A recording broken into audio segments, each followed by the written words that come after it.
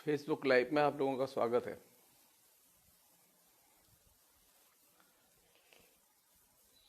तो पहले सोच रहा था कि इसे डिसकंटिन्यू करूं क्योंकि ये अपने आप में एक दायित्व की बात है इस मेरे लिए। तो खैरियत है कि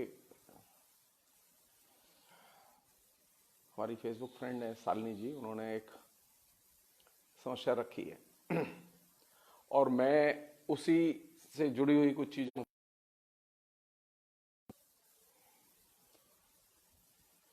जैसा कि पिछली एक बातचीत में मैंने आचार्य रामचंद्र शुक्ल की इतिहास दृष्टि के उस पहलू की तरफ ध्यान खींचा था जिसमें कि आचार्य रामचंद्र शुक्ल ने पुनरुत्थानवाद के खिलाफ में जो मुहिम चलाई अपनी इतिहास दृष्टि के जरिए, और किस तरह से अपने इतिहास दृष्टि के जरिए उन्होंने साम्राज्यवादी दृष्टिकोण का विरोध किया, इस बात रखी थी। अनेक लोगों ने अपने तरीके से कुछ चीजें उठाई हैं लिटरेचर में और लिटरेरी क्रिटिसिज्म में। वो ये कि आचार्य शुक्ल ने उर्दू के साहित्य को क्यों नहीं शामिल किया।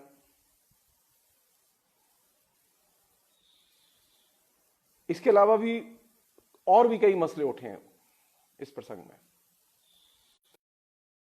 इस पूरी डिबेट के संदर्भ में एक हिस्टोरिकल फैक्ट को ध्यान में रखना बहुत जरूरी है। वो ये कि जब आचार्य शुक्ल हिंदी साहित्य का इतिहास लिख रहे हैं तो उनके ऊपर निश्चित तौर पर एक समझ उनकी है कि उर्दू के साहित्य को हिंदी के साहित्य के इतिहास में शामिल नहीं किया जा सकता है। ये उनकी समझ है और कंसिस्टेंटली वो इसे मेंटेन भी करते हैं। मुश्किल यह है कि जब उन्होंने मध्यकाल का हिंदी साहित्य का इतिहास लिखा, हिंदी साहित्य के इतिहास में मध्यकाल के हिस्से को शामिल किया, तो उसमें हिंदी भाषी क्षेत्र की बोलियों और भाषाओं के साहित्य को शामिल किया उसमें। और हिंदी भाषी क्षेत्र की बोलियों और भाषाओं के साहित्य को शामिल करते समय वे मध्यकाल तक ही सीमित रहे, वे आधुनिक काल में नहीं आए।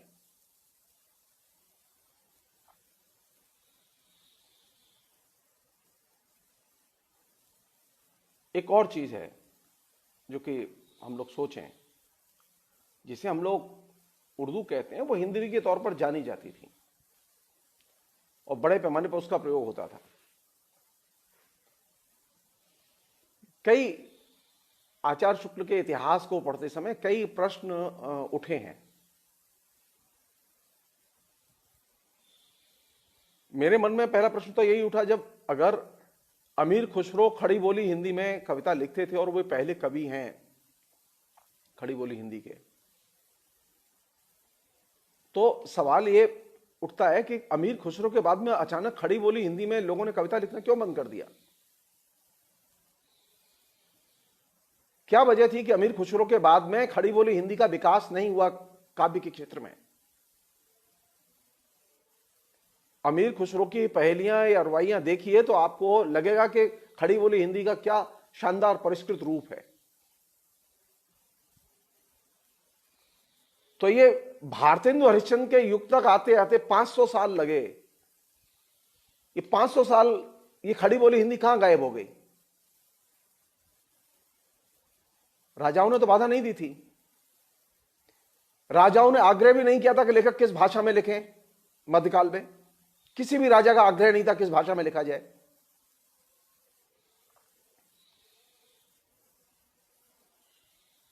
फिर खड़ी बोली हिंदी में हिंदी के लेखकों ने कविताएं क्यों नहीं लिखी। ये वे लेखक हैं जो खड़ी बोली हिंदी जहां विकसित बड़ी हुई उस इलाके के लेखक हैं, उन्होंने भी खड़ी बोली हिंदी में नहीं लिखा। कोई चीज तो है, मैं चाहूं या न चाहूं, कोई चीज तो है जिसका कि हम उत्तर नहीं खोजना चाहते हैं। अमीर खुसरो के यहां खड़ी बोली हिंदी को देखने के बाद, अमीर खुसरो की कविताएं पढ़ने के बाद आप यह नहीं कह सकते खड़ी बोली हिंदी नहीं थी और खड़ी बोली हिंदी सिर्फ 19वीं सदी में आई। खड़ी बोली हिंदी थी। अमीर खुसरो ने जिस तरह की परिष्कृत शानदार कविताएं लिखी हैं खड़ी बोली हिंदी की, उससे लगता है कि खड़ी बोली हिंदी थी, लेकिन क्यों गायब हो गई इसका उत्तर न तो आलोचना देती है न इतिहास देता है। हां, एक चेंज जरूर हुआ। खड़ी बोली हिंदी जो थी वो हिंदी भी में रूपांतरित हुई, ये अलग डिबेट है। ये मेरी धारणा है कि वह रही, लेकिन वो उर्दू की स्क्रिप्ट में, उसकी परंपरा रही उर्दू की स्क्रिप्ट में। उर्दू गई नहीं थी, खड़ी बोली हिंदी गई नहीं थी, जिसको कि अमीर खुसरो ने लिखा था, लेकिन वो आगे जिस रूप में गई, ये एक अलग पहलू है। सवाल यह है कि आधुनिक काल के आने के साथ में कौन सी चीज ऐसी घटी जिसकी वजह से आचार्य शुक्ल ने हिंदी साहित्य के इतिहास में हिंदी भाषी क्षेत्र की बोलियों और भाषाओं के साहित्य को शामिल नहीं किया आधुनिक काल के पीरियड में।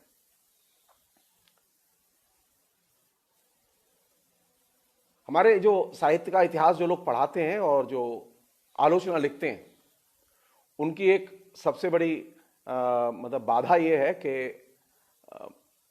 वे टेक्नोलॉजी के डेवलपमेंट को कंसीडर नहीं करते साहित्य के इतिहास या भाषा के विकास के क्रम में। वे खाली साहित्य की परंपरा के क्रम को देखते हैं और साहित्य की परंपरा के क्रम को देखते हुए वे लगातार उसी में जो उथल पुथल हो रही है, कंट्राडिक्शंस निकल रहे हैं, नई प्रवृत्तियां आ रही हैं, उन्हीं पर नजर रखते हैं। हमने कभी ठंडे दिमाग से सोचा ही नहीं कि जब छापे की मशीन आई तो वह साहित्य के इतिहास का क्या करेगी, भाषाओं के विकास पर उसका क्या असर पड़ेगा। छापे की मशीन कोई एक खाली एक मुद्रण तकनीक नहीं है, वो एक साधारण चीज नहीं थी। जिस तरह से टेलीविजन एक साधारण एक दृश्य माध्यम नहीं है, उसी तरह जैसे कि ये साइबर टेक्नोलॉजी और साइबर कम्युनिकेशन एक सामान्य कम्युनिकेशन का माध्यम नहीं है, बल्कि ये तीनों ही माध्यम यानी प्रिंट टेक्नोलॉजी, इलेक्ट्रॉनिक कम्युनिकेशन और साइबर कम्युनिकेशन, ये तीन भिन्न किस्म के पैराडाइम शिफ्ट जो समाज में हुए, संस्कृति में हुए, और इनसे साहित्य और साहित्यकार की दृष्टि, इतिहास और इतिहासकार की दृष्टि इससे प्रभावित और नियमित होती रही है। आचार्य शुक्ल नहीं जानते थे। आचार्य शुक्ल के लेखन से और आचार्य शुक्ल के बाद की आलोचना की परंपरा के लेखन से इस बात का अंदाजा लगता है कि हिंदी साहित्य के इतिहास में, मुझे नहीं मालूम कि मेरे अलावा कभी किसी ने इस बात पर लिखा हो, दावेदार बहुत हैं। यह पूछा जाना चाहिए कि छापे की मशीन से साहित्य की भाषा की दिशा क्या होगी। इस पर न तो रामचंद्र शुक्ल ने लिखा, न नामवर जी ने लिखा, न शिव कुमार मिश्र ने लिखा, न नंदुलारे वाजपेयी ने लिखा, किसी ने नहीं लिखा, क्योंकि आपके लिए कम्युनिकेशन की टेक्नोलॉजी महत्वपूर्ण थी ही नहीं। छापे की मशीन के आने के बाद जो सबसे बड़ी परिघटना घटी वो ये थी कि अब भाषाएं अलग अलग शक्ल में आने लगी। मैं और आप लाख कहें कि हिंदी उर्दू एक गंगा जमुनी सभ्यता की भाषाएं हैं, इनमें सिर्फ लिपि का भेद है, बाकी सब कॉमन है। लाख कहिए आप, ये एक्सेप्टेबल नहीं है। इसलिए एक्सेप्टेबल नहीं है क्योंकि अब जब छापे की मशीन आई तो उर्दू अलग से छपती थी। छापे की मशीन आई तो हिंदी अलग से छपती थी। आपने कभी यह सोचा ही नहीं कि ये जो शब्द की जो पुनरावृत्ति है प्रिंटिंग में, जिससे कि किताब छप के आती है, जिससे कि अखबार छप के आता है, इससे जो भाषा बन रही है वो भाषा एकदम नई भाषा बन रही है। ये पुरानी भाषा नहीं है, वाचिक परंपरा की भाषा नहीं है। आपके यहां जो साझा संस्कृति थी ना, जिसमें कि भेद खाली लिपि का था, जिसे आप बहुत महत्वपूर्ण नहीं मानते, वो वाचिक परंपरा में तो ठीक था, लेकिन जब लेखन की परंपरा में दाखिल हुए तो ये भेद बहुत बड़ा भेद है।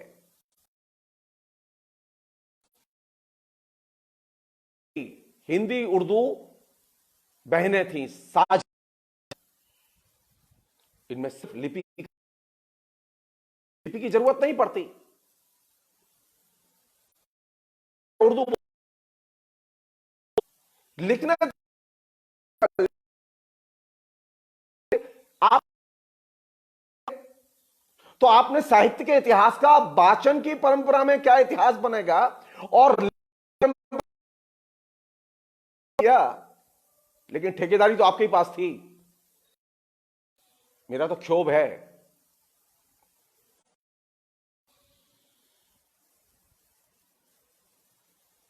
सबसे पहले जब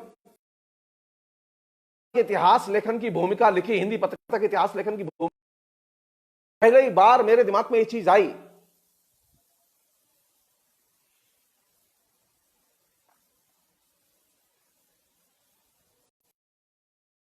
कम्युनिकेशन टेक्नोलॉजी, ये साधारण टेक्नोलॉजी, यहां एक बहुत बड़ा पैराडाइम शिफ्ट हो रहा है कि आप वाचन के युग से लेखन के युग में, लेखन के युग में इतिहास कैसा होगा। लेखन के युग में इतिहास वैसा नहीं होगा जैसा कि आपने सोचा है और आपने लिखा है। आचार्य शुक्ल को इस बात का श्रेय दिया जाना चाहिए कि उन्होंने इस आने वाले फर्क को पहचाना। उन्होंने सिर्फ आदमी खड़ी बोली,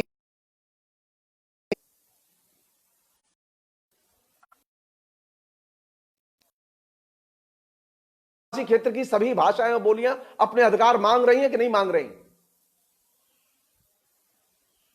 रामविलास शर्मा सही है या नामवर सिंह सही है?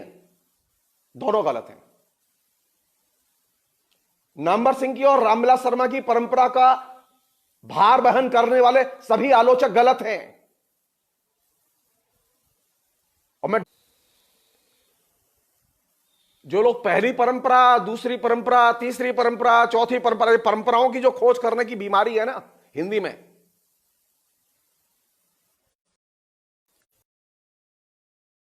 वाचन युग की परंपरा है और एक लेखन के युग की परंपरा है।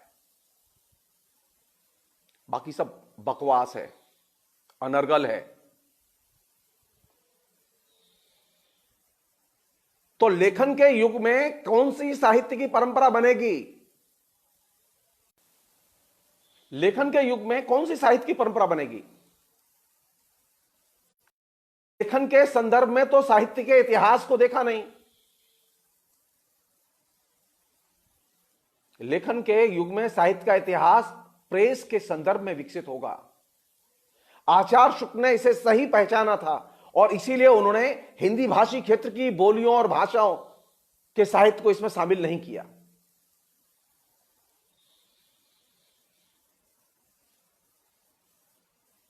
उर्दू की जब अलग लिपि थी तो उर्दू जब लिखी जाएगी और जब छापे की मशीन में आएगी तो उर्दू एक अलग स्वतंत्र भाषा होगी, वह हिंदी का हिस्सा नहीं होगी।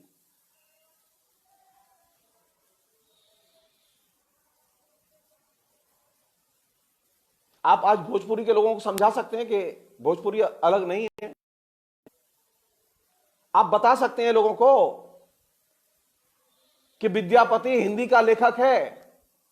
समझा सकते हैं आप?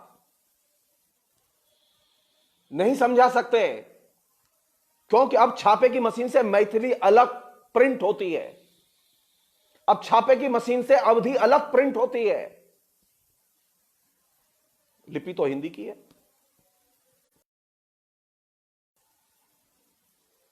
जब उत्तराखंड बना तो क्या मांग थी उत्तराखंड के लोगों की? क्या स्थिति है वहां आज? उत्तराखंड के लोग खड़ी बोली हिंदी का इस्तेमाल नहीं करना कर रहे हैं। कुमायूनी में लिखे या गढ़वाली में लिखे,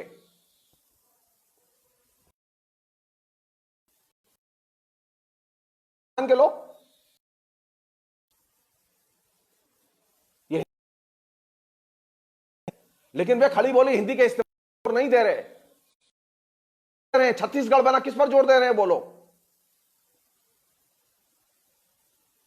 खड़ी बोली हिंदी पर नहीं। कोई कह रहा है संथाली पर जोड़ दो, कोई कह रहा है छत्तीसगढ़ी पर जोड़ दो। मैं फिर रिपीट कर रहा हूं, छापे की मशीन के आने के बाद हर भाषा और बोली अलग से प्रिंट होगी, तो जाहिर है उसकी अलग से एक पहचान बनेगी। आप उसकी ऑटोनॉमी को, स्वायत्तता को विकसित होने से रोक नहीं सकते।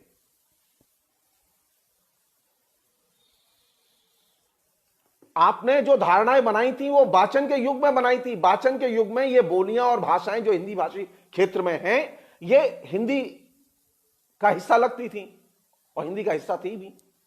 लेकिन छापे की मशीन क्या काम करती है? मार्शल मैक्लुहान ने एक बहुत महत्वपूर्ण बात कही थी, कोई भी भाषा, उसका कोई भी शब्द जब छापे की मशीन में आता है और उसकी लगातार पुनरावृत्ति होती है, लगातार प्रिंट होता है, मतलब एक किताब में मालूम पड़ा एक शब्द 10,000 बार आया, 20,000 बार आया, तो वो शब्द मेटीरियल फोर्स बन जाता है। तो जब छत्तीसगढ़ी की किताब या भोजपुरी की किताब या मैथिली की किताब जब छपी, आपने तो छापी थी इसलिए क्योंकि विद्यापति की मैन्युस्क्रिप्ट थी, छापनी थी।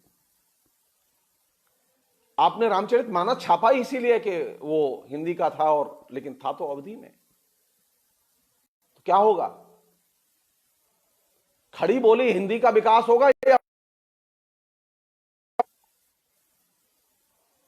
अवधि का विकास होगा? क्योंकि अवधि अपनी स्वायत्तता अर्जित करेगी। ये जितनी बार छपेगी रामचरितमानस, ये जितनी बार इसकी पुनरावृत्ति प्रिंटिंग में, उतनी ही बार ये पुष्ट होगी, वैध बनेगी। तो हमने लेखन के संदर्भ में साहित्य की भाषाएं कैसे स्वायत्तता अर्जित करती चली जाती हैं, बोली कैसे भाषा में कन्वर्ट होती जाती है। खड़ी बोली तो बोली थी ना, भाषा नहीं थी। क्यों? की मशीन की वजह से। आपने कभी मुद्रा जो लेखन का उस संदर्भ को कभी देखा ही नहीं, बहुत ही कैजुअल ढंग से लिया उसे, जब वो कैजुअल नहीं लेना चाहिए था। वो बहुत ही बुनियादी। उर्दू का प्रश्न अब उर्दू साहित्य के लिए महत्वपूर्ण है, हिंदी के लिए महत्वपूर्ण नहीं है। मैथिली के साहित्य के प्रश्न अब मैथिली के साहित्य में, उसी साहित्य के प्रश्न और ब्रज और अवधि के साहित्य के लिए महत्वपूर्ण है, हिंदी के लिए नहीं है।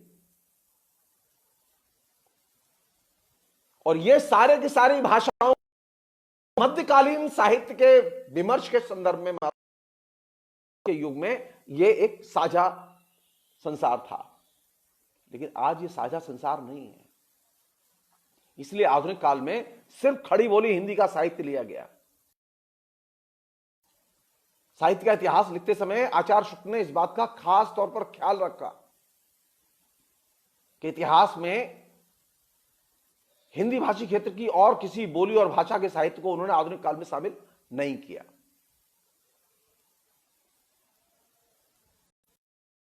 ये कमजोरी थी। वो बुनियादी तौर पर साहित्य के आलोचक थे और साहित्य और बेहतरीन आलोचक थे साहित्य के, लेकिन समाज का उन्हें उस तरह से ज्ञान नहीं था। तो इतिहास में जो समाज संबंधी जो समझ है, उनकी समाज मूलक जो समझ है मध्यकाल की, आधुनिक काल की, तो सही नहीं है। सो साहित्य के बारे में समझ बनाने के लिए, साहित्य की कृतियों के बारे में समझ बनाने के लिए, तो उनका दृष्टिकोण आज भी रिलेवेंट है। हमारे यहां दिक्कत क्या हो रही है, जो साहित्य पर बातें करते हैं वे ये घल्लूघारा करते हैं। वे करते ये हैं कि आचार्य शुक्ल के जो समाज संबंधी दृष्टिकोण है उसका उनकी आलोचना करते हुए साहित्य में इस्तेमाल करते हैं। आचार्य शुक्ल बुनियादी तौर पर समाजशास्त्री नहीं थे, न वो समाज विज्ञानी थे, वो बुनियादी तौर पर साहित्य के आलोचक थे। इसलिए उनके आलोचना संबंधी दृष्टिकोण पर, उनके मुख्य दृष्टिकोण के तौर पर बात करनी चाहिए। समाज की आलोचना, साहित्य की आलोचना उनकी कमजोर आलोचना है, वो उतनी महत्वपूर्ण आलोचना नहीं है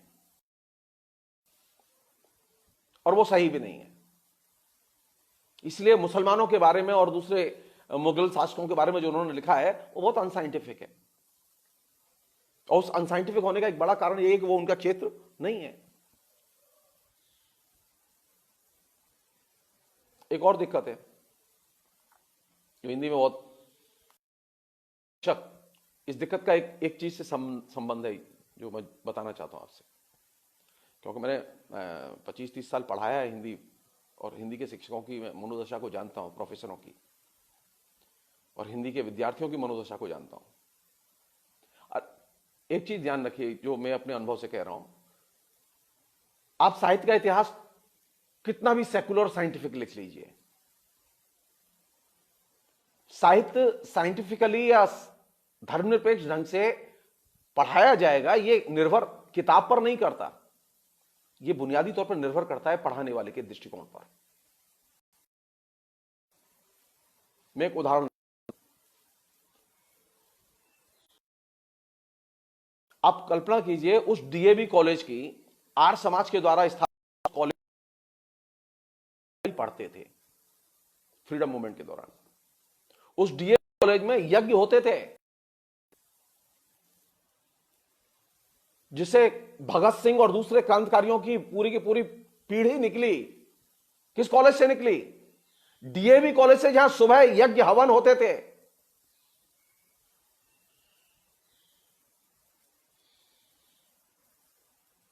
एकदम ओरिएंटल किस्म की एजुकेशन थी, आर्य समाज के दृष्टिकोण से प्रभावित।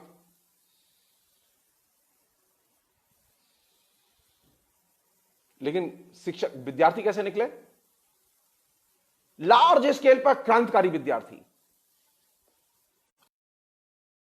अभी एनसीईआरटी की सेकुलर बुक पढ़ाई जाती रही है, और हमने एक बड़ी संख्या में धर्मनिरपेक्ष विरोधी विद्यार्थी तैयार किए हैं। और दूर क्यों जाना चाहते हैं आप? सोवियत संघ चले जाइए। सोवियत संघ में तो कोई भी गैर सेकुलर चीज नहीं पढ़ाई जाती थी, सब साइंटिफिक पढ़ाया जाता था। सोवियत संघ का विभाजन क्यों हो गया? सोवियत संघ में ऐसे फासिस्ट नेता क्यों पैदा हुए? समाज की या विद्यार्थियों की चेतना के निर्माण में पाठ्य पुस्तकें महत्वपूर्ण होती हैं, इसे कोई इंकार नहीं कर रहा, लेकिन पाठ्य पुस्तकों से लोगों का दिमाग नहीं बनता। लोगों के दिमाग को बनाने में, लोगों के दिमाग को साइंटिफिक बनाने में सबसे महत्वपूर्ण भूमिका होती है जो शिक्षक है उसके वैज्ञानिक दिमाग की। डीएवी कॉलेज में जो लोग, लाहौर के डीएवी कॉलेज में जो लोग पढ़ाते थे, उनमें से अधिकतर शिक्षक ऐसे थे जो कि साइंटिफिक अप्रोच रखते थे। उनके पढ़ाने की पद्धति से लोगों के अंदर सवाल पैदा होते थे।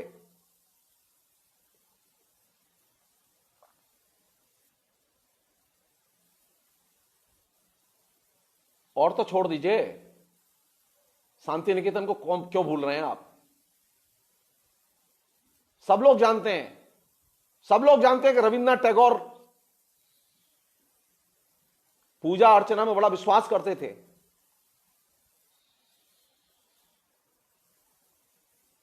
सेकुलर लोग पैदा किए हैं बड़ी संख्या में शांति निकेतन ने। कहां से पैदा किए? पाठ्यक्रम से नहीं, यहां से। शिक्षक के धर्मनिरपेक्ष दृष्टिकोण की, वैज्ञानिक दृष्टिकोण की बहुत बड़ी भूमिका होती है विद्यार्थियों को और साहित्य पढ़ाने में।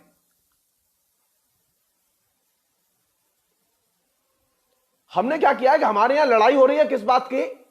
एनसीईआरटी की पुस्तक में किसका लेख रहे कि न रहे, कौन सी दृष्टि रहे या न रहे, लड़ लो।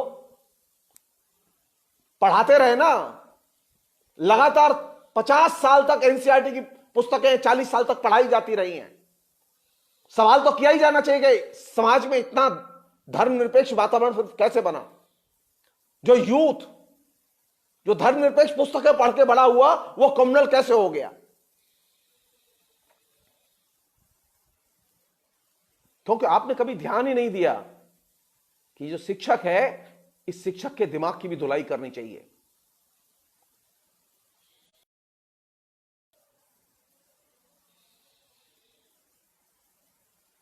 शिक्षक धर्मनिरपेक्ष दृष्टिकोण का वाहक भी हो सकता है और विध्वंसक भी हो सकता है।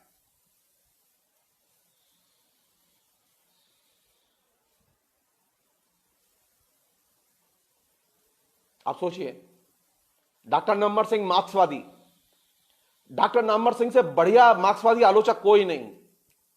डॉक्टर नामवर सिंह विश्वविद्यालय में अनचैलेंज टीचर, और नामवर सिंह के पैदा हुए अधिकांश विद्यार्थी गैर मार्क्सवादी, और उनमें अनेक घनघोर मार्क्सवाद विरोधी। नंदुलारे वाजपेयी जो एकदम मार्क्सवादी नहीं थे, लेकिन नंदुलारे वाजपेयी के पैदा किए गए विद्यार्थी, दर्जनों विद्यार्थी मार्क्सवादी।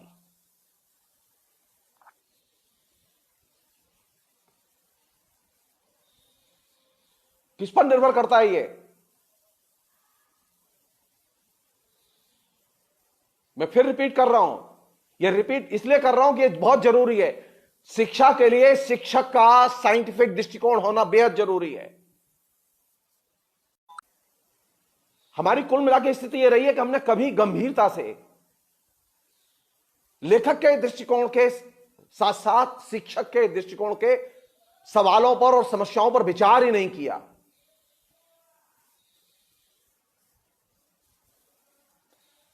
हाँ शालिनी जी, ये सही है कि छापे की मशीन के बाद में विभिन्न बोलियों और भाषाओं की सत्ता स्वतंत्र रूप से विकसित हुई और वो ज्यादा आत्मनिर्भर बनी है। वो जितना छपेंगी उतना ही वो अपना अलग संसार बनाती जाएंगी।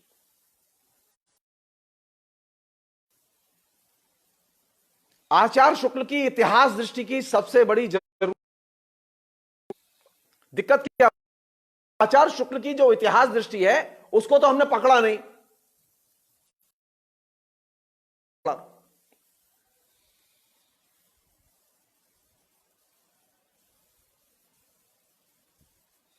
किसी आलोचक ने आचार्य शुक्ल के अंदर सांप्रदायिकता खोज ली, किसी आलोचक ने आचार्य शुक्ल के अंदर नेशनलिटी खोज ली। रामविलास शर्मा नेशनलिटी खोजने में सब, और इसकी नींव किसने रखी? और हिंदी जाति को एक नेशनलिटी के तौर पर देखा जाए, इसकी नींव रखी महान धर्मनिरपेक्ष इतिहासकार राहुल सांकृत्यायन ने।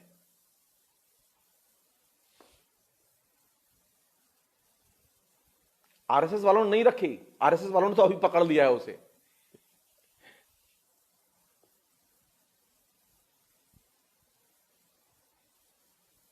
हिंदी एक जाति है, यानी नेशनलिटी है। ये जाति और नेशनलिटी की धारणा सबसे पहले किसने दी? राहुल सांकृत्यायन। हिंदी नेशनलिटी नहीं है। और राहुल ने जब एक बार लिख दिया तो जाहिर है कि रामविलास शर्मा ने उसे एकदम पिकअप कर लिया और 1 दर्जन किताबें लिख दी। अब वो हिंदी का एक पॉपुलर विमर्श, हिंदी एक नेशनलिटी है।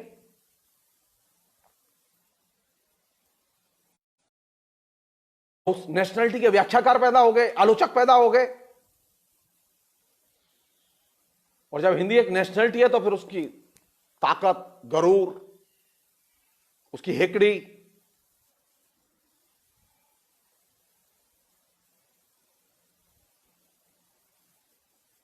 अगर हिंदी एक नेशनलिटी है तो यह बताओ कि हिंदी का अपनी क्षेत्र की बोलियों और भाषाओं के साथ में क्या रिश्ता है?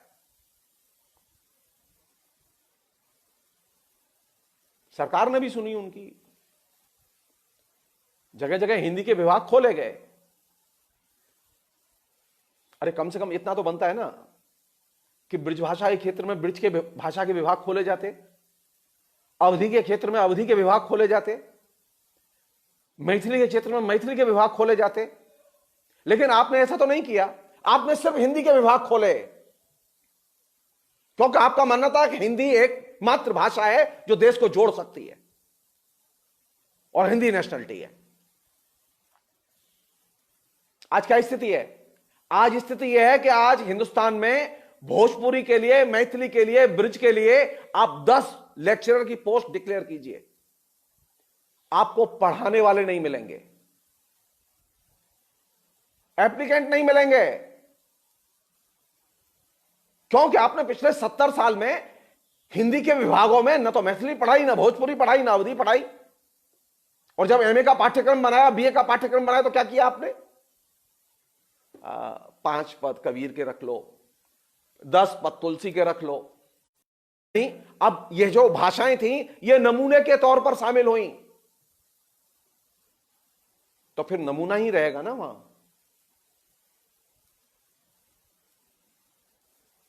हिंदी नेशनलिटी के कॉन्सेप्ट ने और हिंदी का विभाग बनाएंगे इसके कॉन्सेप्ट ने हिंदुस्तान में सबसे ज्यादा भाषाओं की क्षति की, और खासतौर पर हिंदी क्षेत्र की बोले जाने वाली बोलियों और भाषाओं की क्षति की।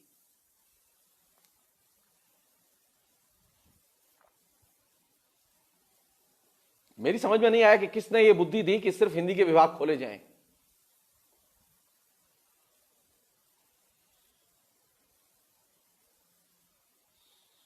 और फिर तो रेला चल निकला, मातृभाषा ही नहीं, अब सारी भाषाओं की अम्मा है हिंदी।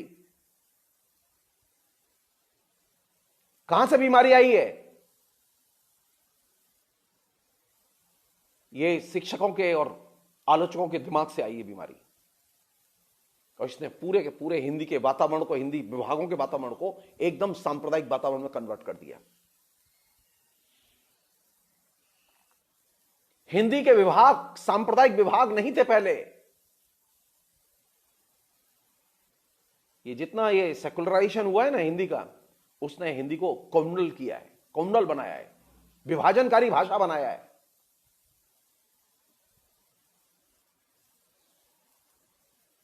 कौन सी चीज जरूरी है? साहित्य का इतिहास पढ़ाए जाने के लिए इतिहास दृष्टि जरूरी है।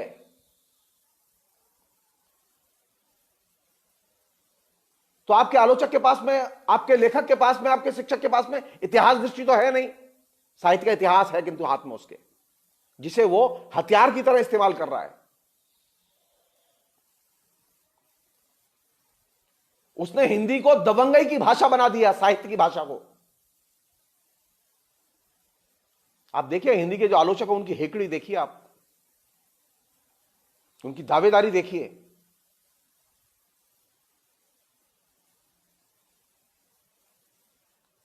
आज भी रामचरितमानस को क्रॉस करने वाली एक रचना खड़ी बोली हिंदी का कोई कवि लिख नहीं पाया।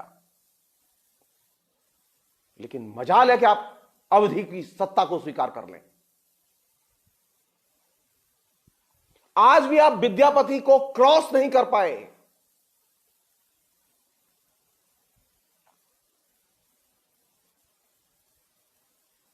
जानते हैं जो हिंदी सिनेमा सबसे ज्यादा जनप्रिय सिनेमा है, जिस पर ये लोग हिंदी वाले सबसे ज्यादा गर्व करते हैं, हिंदी सिनेमा के हर बड़े अभिनेता का जानते हैं क्या मानना है? कि अगर उसे एक बार भोजपुरी की फिल्म मिल जाए, अगर वो जनता में जनप्रिय होना चाहता है, तो कहां खोज रहा है वो अपने को?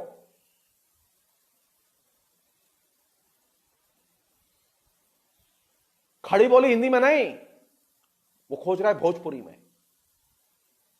और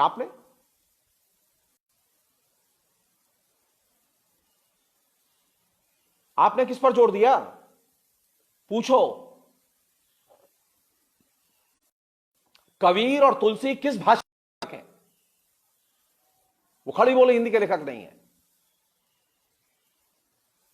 लेकिन हमारी आदत पड़ी हुई है यही बोलने की वो हिंदी के लेखक है। क्योंकि हम अपहरण करने की कला में माहिर हैं, हम झूठ बोलने में माहिर हैं।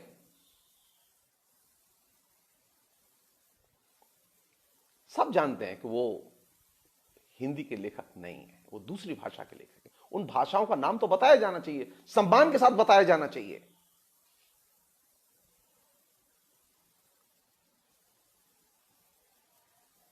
आप दूसरी भाषा के लेखक को उसकी भाषा के साथ रिकॉग्नाइज ही नहीं करते। उर्दू तो दूर की बात है, साहित्य का इतिहास जब लिखा जाएगा तो यह हिंदी के आलोचकों से यह सवाल किया जाएगा।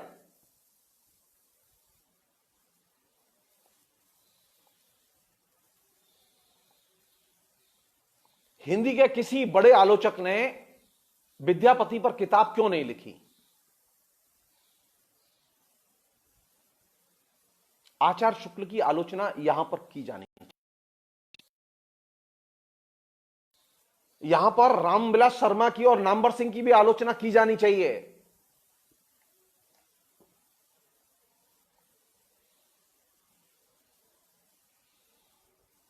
और जानते हैं ड्रॉबैक क्या है जो मुश्किल आती है मुझे, क्यों पढ़ाता रहा हूं ना, तो मेरे विद्यार्थी तो जानते हैं मेरा स्वभाव। आचार्य शुक्ल की दिक्कत यह नहीं है कि वो उर्दू नहीं पसंद करते थे, आचार्य शुक्ल की ही नहीं पूरी हिंदी आलोचना की दिक्कत क्या है जानते हैं? वो पूरी की पूरी आलोचना मेलशॉब्निस्ट है, पुंसवादी है। एक नमूना बता रहा हूं मैं आपको कैसे पुंसवादी है। एक लेखिका थी राजेंद्र बाला घोष,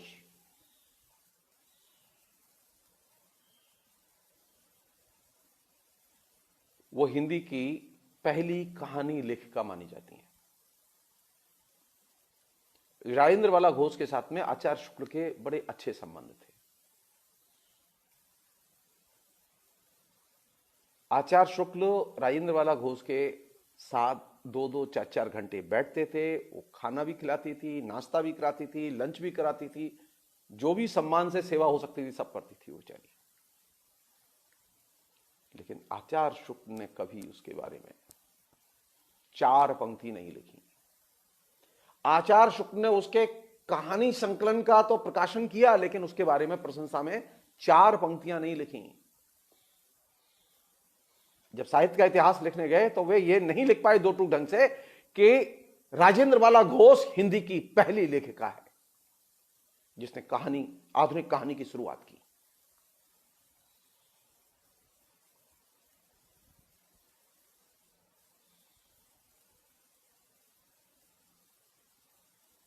आचार्य शुक्ल तो जानते थे, आचार्य शुक्ल को मालूम था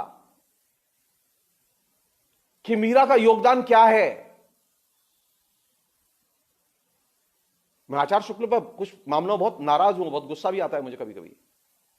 जानते हैं मीरा के बारे में सबसे घटिया टिप्पणी अगर किसी ने की तो वो आचार्य शुक्ल थे।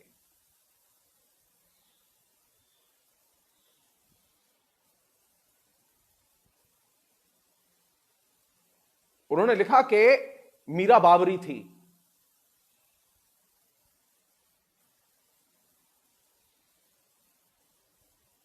मीरा बाबरी नहीं थी, मीरा पागल नहीं थी।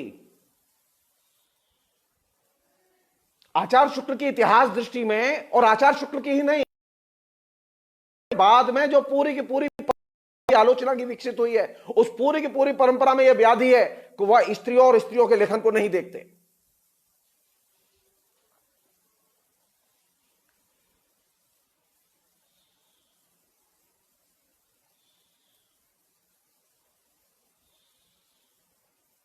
अरे कम से कम स्त्री और स्त्री को तो देखा जाना चाहिए,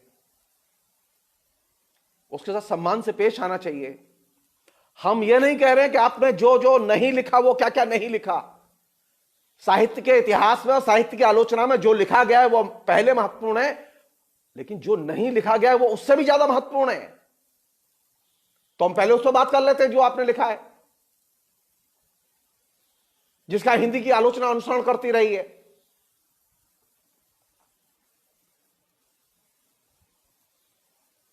किस चीज का अनुसरण करती रही है हिंदी की आलोचना? हिंदी की आलोचना के दिमाग में यह चीज भरी हुई है, कूट कूट कर भरी हुई है कि स्त्रियों के अंदर कोई विचार नहीं होते, स्त्रियों में कोई शास्त्रार्थ की परंपरा नहीं है, स्त्रियों के पास में कोई विचारधारात्मक दृष्टिकोण नहीं होता। वो कहानी लिख लेती हैं, उपन्यास लिख लेती हैं, वो क्रिएटिव राइटिंग थोड़ा बहुत कर लेती हैं, लेकिन विचार साहित्य लिखने की उनकी क्षमता नहीं है। अभी भी हम लोग मानते हैं।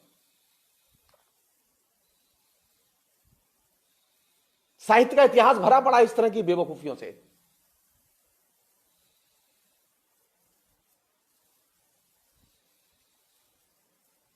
वास्तविकता क्या है? वास्तविकता यह है कि आपने स्त्रियों के लिखे हुए को कभी महत्व नहीं दिया, उसे कभी दर्ज नहीं किया, आप छिपाते रहे।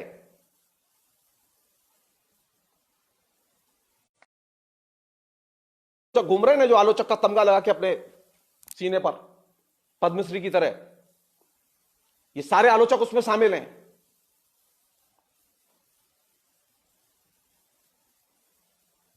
और दूर क्यों जाना चाहते हैं आप?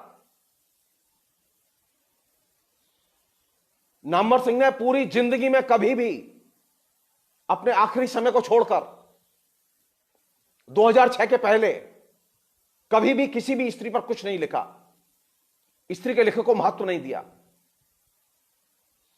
रामविलास शर्मा ने 100 किताब लिखी और 100 किताब में सिर्फ एक निबंध लिखा महादेवी वर्मा पर। और आचार्य शुक्ल ने तो पूरे इतिहास में सिर्फ 6 लेखिकाओं का जिक्र किया है, नाम मात्र। 2-4 पंक्तियां लिखी हैं महादेवी पर, दो एक पंक्तियां लिखी हैं मीरा पर, बाकी 4 का नाम भर। हजारी प्रसाद द्विवेदी ने साहित्य के इतिहास में सिर्फ 5 या 6 लेखिकाओं का जिक्र किया है।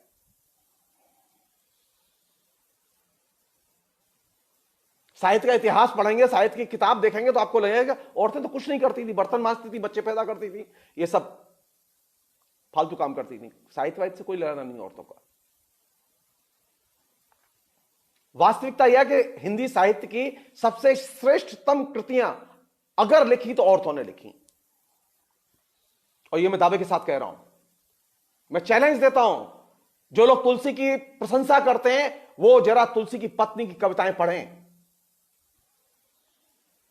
यह प्रश्न उठता ही है कि आचार्य शुक्ल की इतिहास दृष्टि के केंद्र में तुलसी तो आ सकते हैं, रामचरितमानस आ सकता है, लेकिन तुलसी की पत्नी क्यों नहीं आई? तुलसी की पत्नी तुलसी से अच्छी कविताएं लिखती थी। उसकी 750 कविताएं आज भी उपलब्ध हैं, लेकिन आपको आलोचना में एक निबंध नहीं मिलेगा उस पर लिखा हुआ। गुस्सा तो आएगी। जब मैंने 1994-95 में तय किया कि मैं स्त्री के साहित्य पर लिखूंगा, तो मैंने हिंदी के जो उपलब्ध बड़े आलोचक थे, मैंने उनसे सबसे इंटरव्यू किए। मेरे पास आज भी वो कैसेट्स है, मैंने कभी उन्हें पब्लिश नहीं किया, रिकॉर्ड के लिए रखा मैंने। मैं आज शेयर कर रहा हूं आपसे, मेरे विद्यार्थियों से शेयर करता रहा हूं ये बात। आप में से बहुत सारे लोग जो विद्यार्थी नहीं है, मेरे मित्र हैं, मैं शेयर कर रहा हूं। मैंने 2 घंटा नामवर जी का इंटरव्यू लिया, 2 घंटा मैंने चंद्रवली सिंह का इंटरव्यू लिया, जो कि इनके दादा गुरु माने जाते थे। नामवर सिंह और रामविलास शर्मा जिन्हें अपना बॉस मानते थे आलोचना में। मैंने मुरली मनोहर प्रसाद सिंह का इंटरव्यू लिया। मैंने रामविलास जी से भी बात की और भी लोगों से बातें की, जो कि आलोचना के टॉप लोग थे, इंक्लूडिंग शिव कुमार मिश्र। और मैं सिर्फ ये जानना चाहता था, मुझे कुछ नाम बता दो। मैं और कुछ नहीं जानना चाहता था, जिसे मैं पढ़ने में मुझे सुविधा रहे। आपको जान के आश्चर्य होगा कि किसी भी आलोचक को 15 से ज्यादा नाम याद नहीं थे, संदर्भ याद नहीं थे। जब हिंदी के टॉप आलोचकों का अगर यह हाल है, तो आप यह सोचिए कोई रिसर्च स्कॉलर क्या रिसर्च करेगा। मेरी शुरुआत हुई वहां। मैं लाइब्रेरी गया, दर दर की ठोकरें खाई, काम किया। वो पुस्तक मार्केट में स्त्रीवादी साहित्य विमर्श, मेरी आंख खुल गई कि हिंदी साहित्य में कितना अंधेरा छाया हुआ है।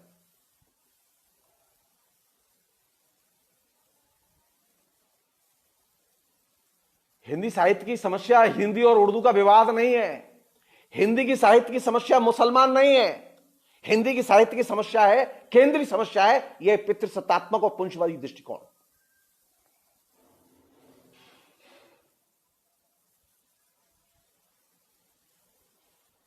और इस पुंजवादी दृष्टिकोण ने हिंदी साहित्य का एकदम बेड़ा गर्क किया है, हिंदी आलोचना का भी बेड़ा गर्क किया है।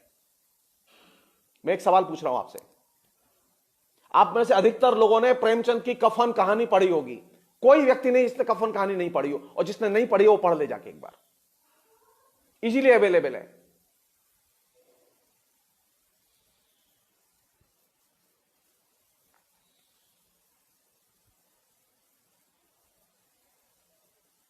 सवाल यह है कि कफन कहानी के जो नायक हैं, उनकी जो नायिका है, जिस पर वो कहानी केंद्रित है पूरी की पूरी, उस कहानी की जानते ताकत क्या है? उस कहानी की ताकत है वो नायिका, और वो नायिका एक शब्द नहीं बोलती। आलोचना की जिम्मेदारी यह है कि वह उस स्त्री को, जो कि उस कहानी में है और जो मर गई है, उसको बुलवाए, वो क्यों नहीं बोलती? अगर वो चुप है तो उसके अंदर क्या क्या है? लोग कहते हैं ना कि स्त्री कहां मिलेगी? स्त्री वहां मिलेगी जहां वो चुप रहती है। वो चुप्पी के क्षेत्र, वो साइलेंट के एरियाज, वे स्त्री के एरियाज हैं। आपने क्या किया? आपने वो घीसू माधव कर करके पूरी आलोचना में इतना कचरा इकट्ठा कर दिया कि आप बात नहीं कर सकते आलोचना पर। मैं रिपीट कर रहा हूं इस बात को, आलोचना के लिए घीसू माधव महत्वपूर्ण नहीं है, वह स्त्री महत्वपूर्ण है जो को मर गई और बोली नहीं। प्रेमचंद की ताकत यह कि उन्होंने एक ऐसी नायिका गढ़ी जो कि बोलती नहीं है लेकिन पूरी पूरी आलोचना में, रचना में छाई रहती है।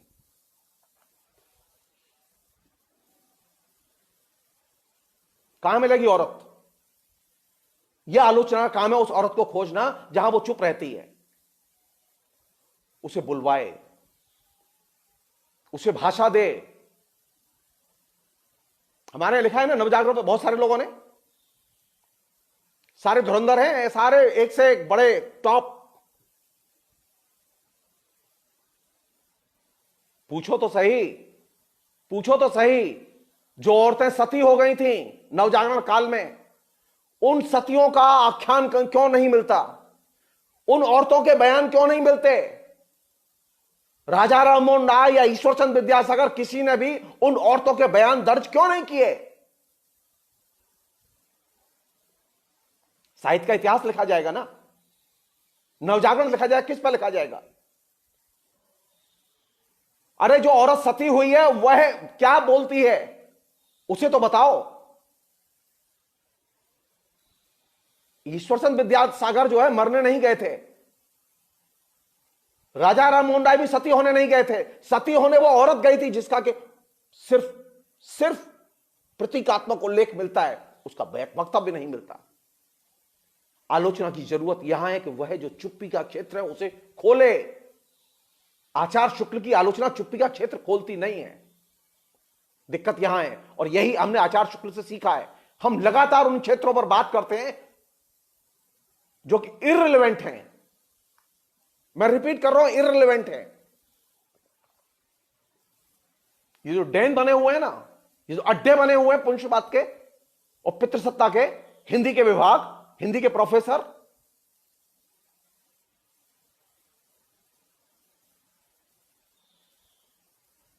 इसीलिए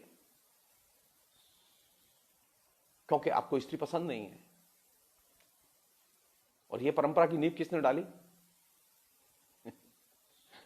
इस परंपरा की नींव तो निश्चित तौर पर आचार्य शुक्ल ने डाली है। तो शुक्ल की परंपरा का तो आप ईमानदारी से पालन कर रहे हैं, चाहे वो दूसरी परंपरा के लोग हों, चाहे वो पहली परंपरा के लोग हों, चाहे वो तीसरी परंपरा के लोग हों, चाहे वो चौथी परंपरा के लोग हों।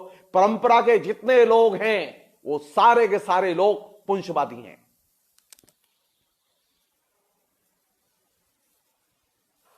स्त्री की चिंताएं परंपरा से जुड़ी हुई नहीं है मित्रों,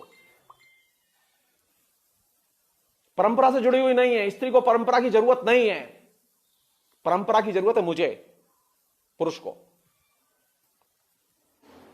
स्त्री को इतिहास की भी जरूरत नहीं है, इतिहास नहीं खोजती स्त्री।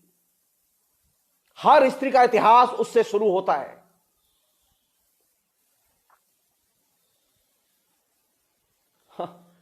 हद हो गई, आपने इतिहास पर इतना जोर दिया कि स्त्री को भी आपने इतिहास की चीज बना दिया।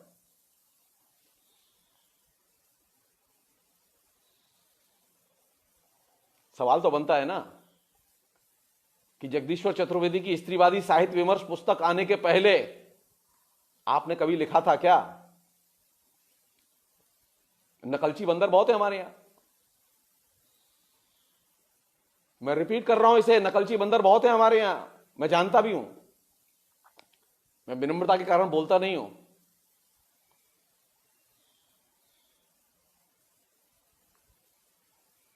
साहित्य की सबसे बड़ी दिक्कत है स्त्री की अनुपस्थिति और उसके साहित्य की अनुपस्थिति।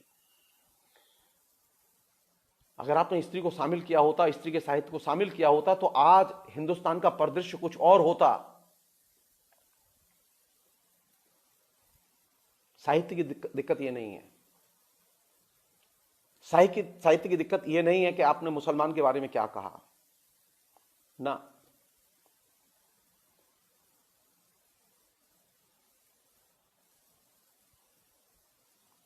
मैं एक और छोटी सी बात कह रहा हूं, बात बड़ी है लेकिन वो छोटी सी है। वैसे सुभद्रा कुमारी चौहान का आपने नाम सुना है सबने। बहुत महत्वपूर्ण लेखिका थी, बहुत महत्वपूर्ण पॉलिटिकल एक्टिविस्ट थी, और इतनी शानदार पॉलिटिकल एक्टिविस्ट थी कि उनकी जैसी पॉलिटिकल एक्टिविस्ट मुझे तो अभी कोई दिखाई नहीं देती हिंदी में। गांधी के आंदोलन में, गांधी के लिए उन्होंने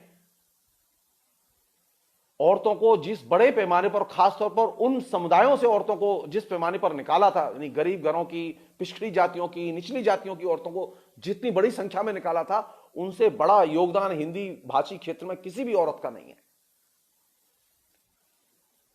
एकदम आंदोलनकारी और बहुत ही मिलिटेंट और बहुत ही विनम्र।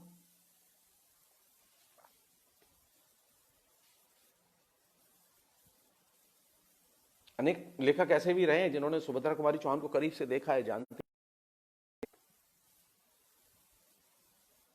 मुक्तिबोध के अलावा किसी ने सुभद्रा कुमारी चौहान पर नहीं लिखा।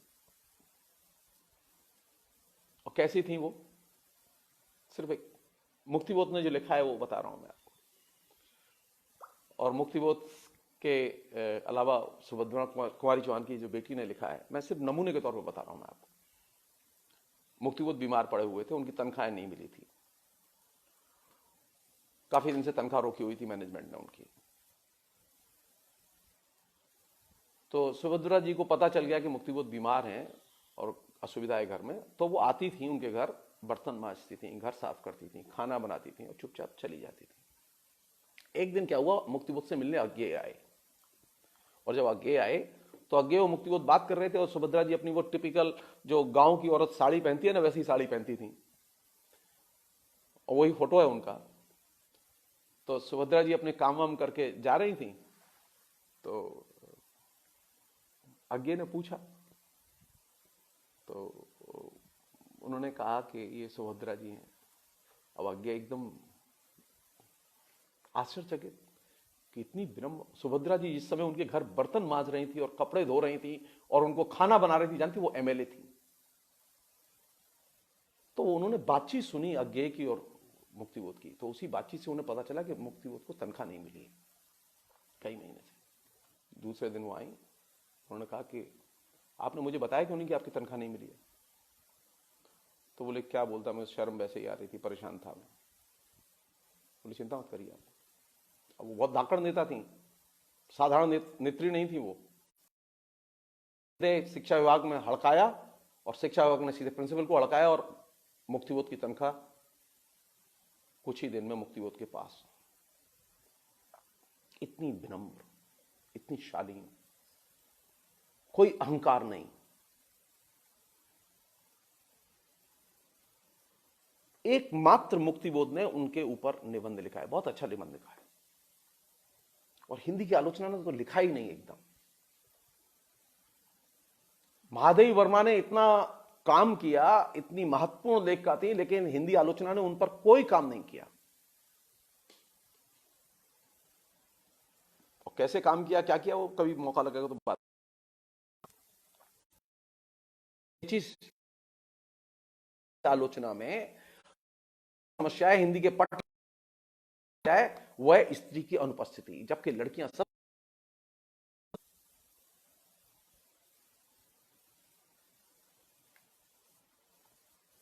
फिलहाल की बातचीत में मैं सिर्फ दो चीजें अंडरलाइन करना चाहता हूं। पहली चीज, आचार्य शुक्ल की दृष्टि सेक्युलर है और रिवाइवलिज्म के खिलाफ है, लेकिन उसमें एक पुंसवाद भी है, और यह पुंसवाद हर धर्मनिरपेक्ष दृष्टि के साथ जुड़ा हुआ है।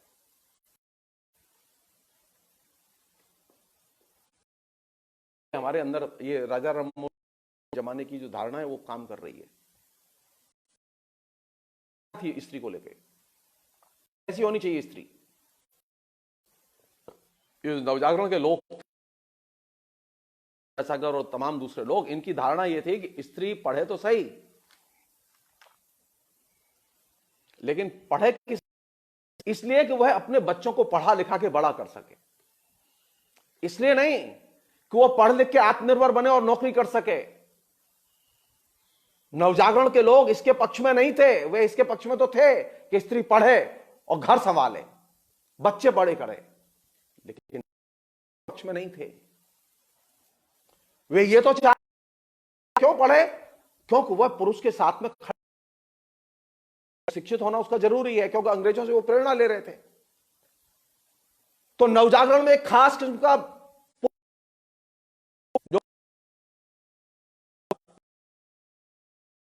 नवजागरण की बात के लिए क्रिएट नहीं कर सकते।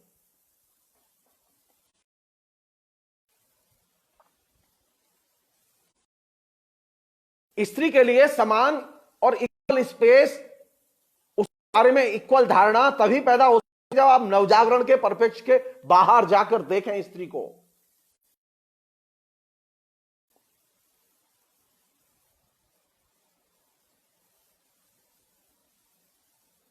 आप उसे देखते ही नहीं है, आपकी नजर में ही वो चीज नहीं आती।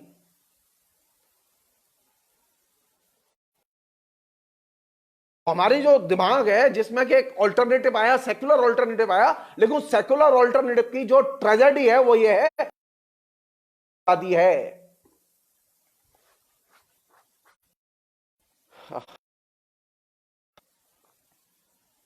तो औरत देखने के लिए तो धर्मनिरपेक्ष दृष्टिकोण,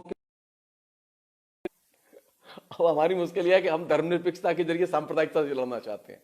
नहीं लड़ सकते, नहीं लड़ सकते, क्योंकि धर्मनिरपेक्षता का आधार है पुंसवाद। बिना पुंसवाद के धर्मनिरपेक्षता टिकी नहीं रह सकती।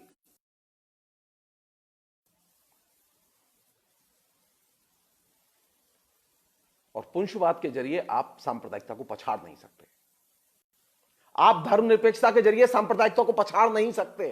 मैं रिपीट कर रहा हूं इसे।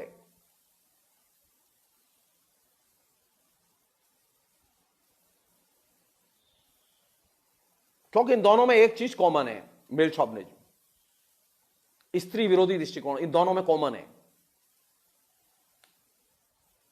वो तमाम जो सेक्युलर राष्ट्र हैं वहां पर भी ये समस्या है, स्त्री के प्रति अनइक्वल दृष्टिकोण और स्त्री के प्रति पुंसवादी दृष्टिकोण। वो अमेरिका में भी है, में भी है, वो फ्रांस में भी है।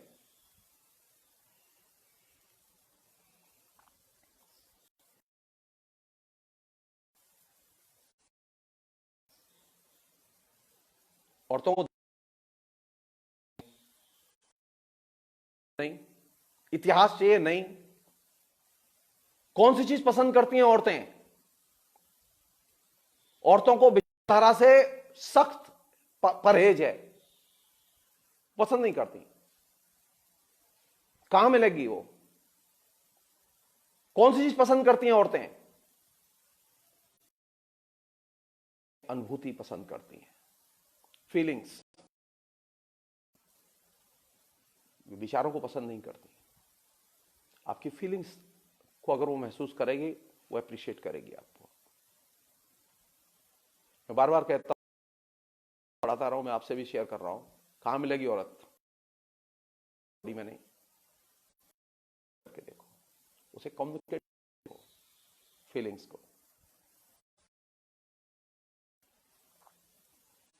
क्या किया, हमने अपनी चेतना में की इमेज बनाई है, औरत की धारणा बनाई है। हम औरत को धारणा के आधार पर, औरत धारणाओं में नहीं होती।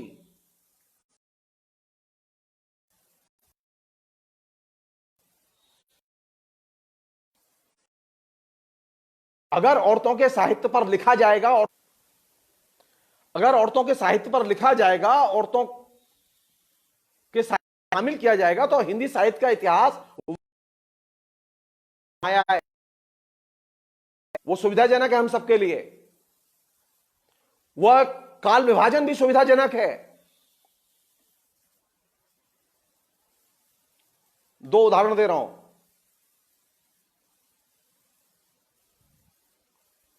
हम सब एक मत हैं अभी तक कि भक्ति काल की शुरुआत कबीर से होती है। सारा देश पढ़ा रहा है इस बात को, शुक्ल जी ने लिख दिया, सबने मान लिया, हजारी साहब द्विवेदी ने मोहर लगा दी उस पर। पहली परंपरा ने भी पास कर दिया, दूसरी परंपरा ने भी पास कर दिया। वास्तविकता यह है कि कबीर के पहले स्त्रियां थीं और वे कविता लिख रही थीं। उमा और पार्वती नाम की दो स्त्रियां थीं जो कबीर के पहले थीं और वे कविता लिख रही थीं। लेकिन आपने उन्हें साहित्य के इतिहास में शामिल नहीं किया, क्योंकि आपने जो ढांचा बनाया वह ढांचा टूट सकता था। या यूं कहें कि अगर आप आज साहित्य के इतिहास में औरतों के लेखन को शामिल कर लेंगे तो शुक्ल जी ने जो काल विभाजन किया है वो काल विभाजन ध्वस्त हो जाएगा।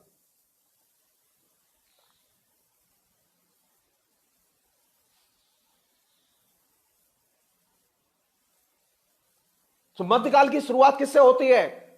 कबीर से नहीं होती, उमा और पार्वती की कविताओं से होती है।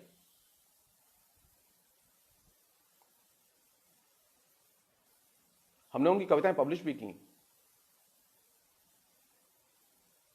सुधा सिंह के साथ में एक किताब है हमारी, स्त्री काव्यधारा, उसमें वो कविताएं हैं उमा और पार्वती की।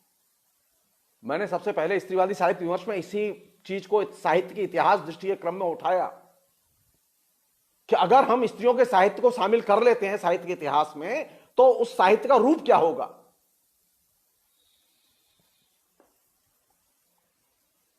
दूसरा एक और उदाहरण दे रहा हूं। सारे लोग ये जानते हैं और मानते हैं कि हिंदी में भारतेंदु हरिश्चंद्र के नाटकों से आधुनिक काल की शुरुआत होती है, और भारतेंदु हरिश्चंद्र ने ही पहले आधुनिक नाटक लिखे।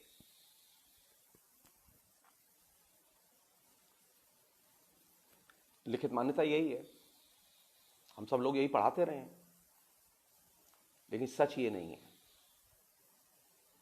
सच क्या है? इंतजार कीजिए, आ जाएगा सामने, क्योंकि मेरे पास तो साधन नहीं है, इतने जानकारी है। सच यह है कि भारतेंदु के नाटक लिखने के पहले हिंदी भाषी क्षेत्र में और खासतौर पर राजस्थान में स्त्रियों का रंगमंच था। स्त्रियों का पूरा स्त्रियों का थिएटर था, एकदम स्त्री रंगमंच था, जिसमें सिर्फ एक दर्शक राजा होता था। नाटक औरत लिखती थी, अभिनय औरत करती थी। नाटक में जितनी भी चीजें इस्तेमाल होती हैं, गाना बजाना, जितनी भी चीजें उपकरण नाटक के हैं, वे सारे के सारे उपकरण औरतें जुगाड़ करती थीं। भारतेंदु के नाटक लिखे जाने के पहले हिंदी भाषी क्षेत्र में औरतें नाटक लिखती थीं और औरतें नाटक खेलती थीं। बहुत बड़ी लेखिका है ज्योतिर्मयी देवी। दूसरी चीजों की भूरी भूरी प्रशंसा की है रविन्द्रनाथ टैगोर ने।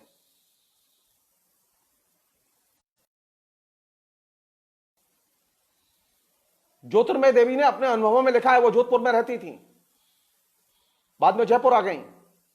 उन्होंने अपने अनुभवों में लिखा है कि राजस्थान में 19वीं शताब्दी में स्त्री रंगमंच था, जिसमें सिर्फ पुरुष के नाम पर एक राजा दर्शक होता था और बाकी सब कुछ स्त्रियों का होता था। अगर स्त्री रंगमंच था तो उसकी स्क्रिप्ट कहां है? जाहिर है किसी राज परिवार की लाइब्रेरी में होंगी, डेफिनेटली होंगी। में राजस्थान की औरतें जो थीं, जो रानियां थीं, वो नाटक लिखती थीं। अगर ज्योतिर्मय देवी की बात सच है तो फिर साहित्य के इतिहास के जो आधुनिक काल की शुरुआत भारतेंदु हरिश्चंद्र से नहीं होगी, राजस्थान की रानियों से होगी, जिन्होंने रंगमंच लिखा। लेकिन हमने कभी जानने की कोशिश नहीं की उसे, कभी खोलने की कोशिश नहीं की उसे। ज्योतिर्मयी देवी जानते हैं कितनी बड़ी लेखिका थी? आप इससे समझ लीजिए उसे। विजयदान देथा बहुत बड़े लेखक हैं, लेकिन विजयदान देथा जो यथार्थ नहीं पकड़ पाए। प्रेमचंद बहुत बड़े लेखक हैं, वो राजस्थान का वो यथार्थ ज्योतिर्मयी देवी ने पकड़ा। ज्योतिर्मयी देवी ने राजस्थान में जो लड़कियों को जान से मार देने की प्रथा थी, गर्भ में ही लड़की को मार देने की जो प्रथा थी, उसके खिलाफ में बड़ी मार्मिक और बहुत ही शानदार कहानियां लिखी हैं। ये दोनों प्रथाएं, सवाल यह कि प्रेमचंद को दिखाई क्यों नहीं दी? सवाल यह कि राजस्थान के किसी लेखक को दिखाई क्यों नहीं दी? ज्योतिर्मयी देवी को दिखाई कैसे दी?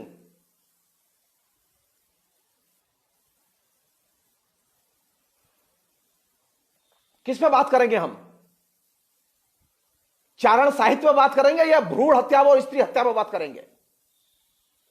दिक्कत यहां है, दिक्कत यहां है क्योंकि आपकी प्राथमिकताएं अलग हैं।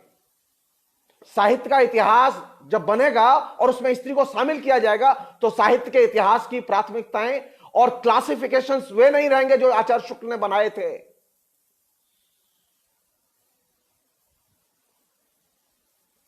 मजाल है कि आपकी आलोचना और आलोचक जो आपके बगल में बैठे हुए हैं घूम रहे हैं, वो लिख जाएं इस पर।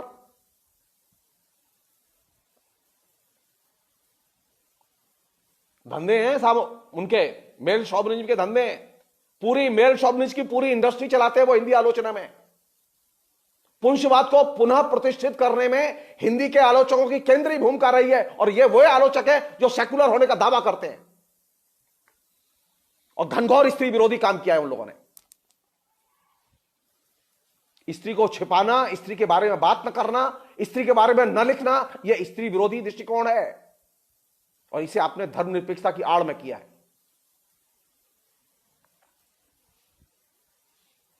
क्यों नहीं बीजेपी प्रबल होगी इन इलाकों में? क्योंकि बीजेपी का जो नहीं है धर्मनिरपेक्षता, उसका असली एजेंडा है मेल शॉविनिज्म और स्त्री को कैसे सबऑर्डिनेट रखा जाए। और मेल शॉविनिज्म जब एजेंडा होगा आइडियोलॉजिकली, तो जानते हैं पुरुष तो वैसे ही गुलाम होगा उसका। मोहन भागवत जो कहता है ना कि अच्छी स्त्री कौन सी? अच्छी स्त्री वह है जो कि सिर्फ चौका चूल्हा संभाले, पलका संभाले, सेवा करे, सवाल न करे, नौकरी न करे। हिंदी की सेकुलर आलोचना इस एजेंडे को अपने तरीके से कैरी आउट करती रही है। और अब आप फेसबुक पर आके और दुनिया भर की बातें करेंगे और बकवास करेंगे सारी सेमिनार्स में जाके, मेरे जैसे लोग तो एक्सेप्ट नहीं करेंगे उसे। अरे ये सवाल तो पूछो कि इनके महापंडितों के रहते हुए बीजेपी कैसे आ गई मैदान में? क्योंकि तुमने धर्मनिरपेक्षता की आड़ में पुंसवाद के एजेंडे को सामने रखा, तुमने स्त्री को सबऑर्डिनेट बनाने के एजेंडे को सामने रखा, और इसकी वजह से सारा समाज एकदम कुचल दिया गया।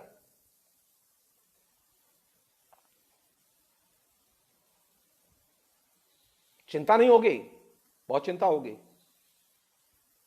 मेरे स्वभाव को जो लोग मुझे जानते हैं वो जानते हैं कि मैं कुछ चीजों पे, आइडियोलॉजिकल इश्यूज पे कोई कंप्रोमाइज नहीं करता। मैं इस मामले में ये जो ग्रामसी है उसकी बात का मैं कायल हूं, और मैं उसको मानता भी हूं, व्यवहार में मानता हूं। आचार्य शुक्ल की इतिहास दृष्टि का सबसे कमजोर पक्ष, हजारी प्रसाद द्विवेदी की इतिहास दृष्टि का सबसे कमजोर पक्ष, शर्मा और उनके तमाम अनुयायियों की इतिहास दृष्टि का सबसे कमजोर पक्ष है पुंसवाद और पितृसत्तात्मक दृष्टिकोण। और यह दृष्टिकोण पूरी आलोचना में छाया हुआ है। वो राहुल सांकृत्यायन हो, रांगे राघव हो, रामविलास शर्मा हो, सबके यहां यह चीज छाई हुई है।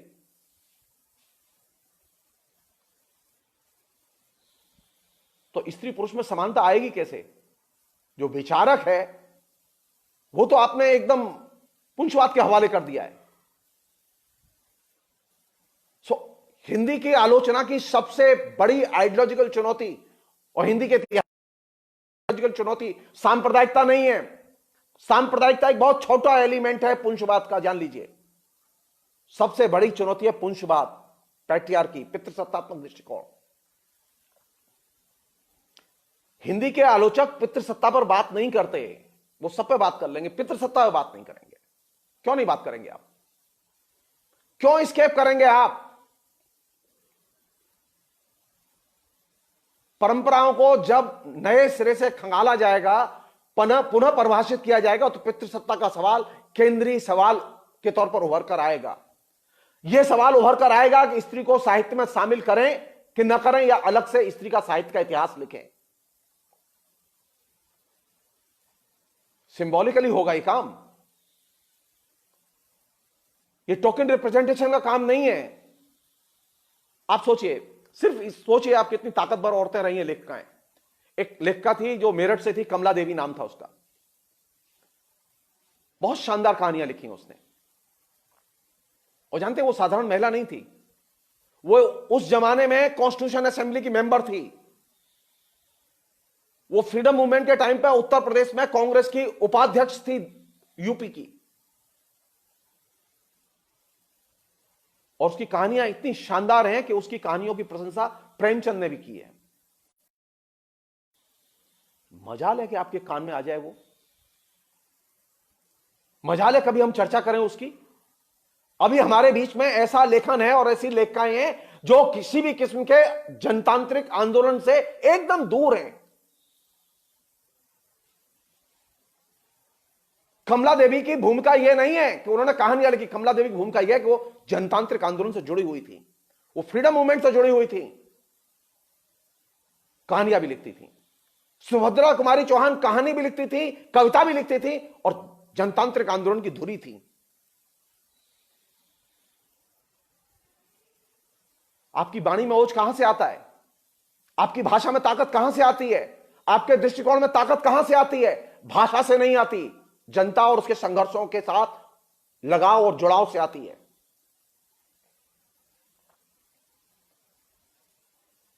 प्रश्न नहीं उठेगा ये कि साहित्य की जो परंपरा शुरू की जाए, उस परंपरा में स्त्रियों के साहित्य की जो परंपरा शुरू की जाए, उस परंपरा में यह प्रश्न केंद्र में होना चाहिए कि नहीं होना चाहिए कि जो स्त्री लेखिकाएं उनका आंदोलन से जुड़ाव हो कि ना हो, या वो किसी घर में बैठे और लिखें।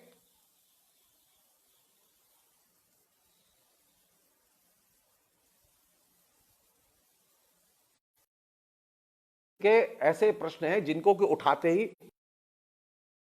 तरह से नहीं एक बहस हो। मैं चाहता हूं कि बहस हो। साहित्य की आज, साहित्य की इतिहास दृष्टि की आज सबसे बड़ी चुनौती है पितृसत्ता और पुंजवादी विचारधारा। और पितृसत्ता सभी विचारधाराओं की अम्मा है, यह जान लीजिए। पितृसत्ता इतनी ताकतवर है कि उसके सामने समाजवाद भी बौना है। पितृसत्ता इतनी ताकतवर है कि उसके सामने पूंजीवाद बौना है। दोनों व्यवस्थाओं में पितृसत्ता डोमिनेट करती रही है। और यही वजह है कि औरतें ये जो आइडियोलॉजिकल कैटेगराइजेशन होते हैं, इनसे नफरत करती हैं, इन्हें पसंद नहीं करती। उन्हें कौन सी चीज पसंद है? कहां मिलेंगी वो? फीलिंग्स में। तो आपके अंदर स्त्री की अनुभूति जितनी प्रबल होगी, उसे आप समझने के लिए जितना तैयार रहेंगे, आप उतना ही ज्यादा स्त्रियों के लिए स्पेस क्रिएट करेंगे। साहित्य जो लिखा है उसको भी आप एक्सेप्ट करेंगे। क्योंकि औरत के लिए विचारधारा महत्वपूर्ण नहीं है, और आपके लिए आप तो विचारधारा की कसौटी पर कसते हैं हर चीज को। नहीं, साहित्य का इतिहास अगर अनुभूति के आधार पर लिखा जाएगा तो साहित्य के इतिहास का ढांचा एकदम अलग होगा। अगर साहित्य के इतिहास में औरतों को शामिल कर दोगे तो सारा क्लासिफिकेशन बदल जाएगा। जानते हैं, भक्ति काल का पूरा साहित्य का ढांचा धराशायी हो जाएगा जो रामचंद्र शुक्ल ने और अजाइब साहब द्विवेदी ने बनाया है, अगर औरतों के मध्यकाल के लेखन को शामिल कर दिया जाए तो।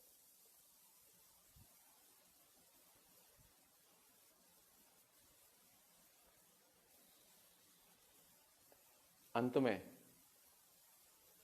ये जो औरत है ना, ये औरत बहुत डिसरप्टिव एलिमेंट है। औरत जब भी दाखिल होगी, जहां पर भी दाखिल होगी, तो चीजों को अस्त व्यस्त करेगी। जैसी हैं वे वैसी नहीं रहेंगी। ये औरत की प्रकृति है, वह चीजों को जैसी है वैसी नहीं रहने देती।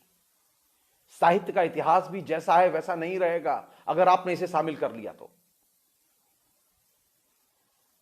मेरी बात पे विश्वास ना हो तो किसी औरत से बात करके देख लेना। औरत सिर्फ अब चीजों को डिसरप्ट करती है। नेगेटिव सेंस में मत लीजिएगा,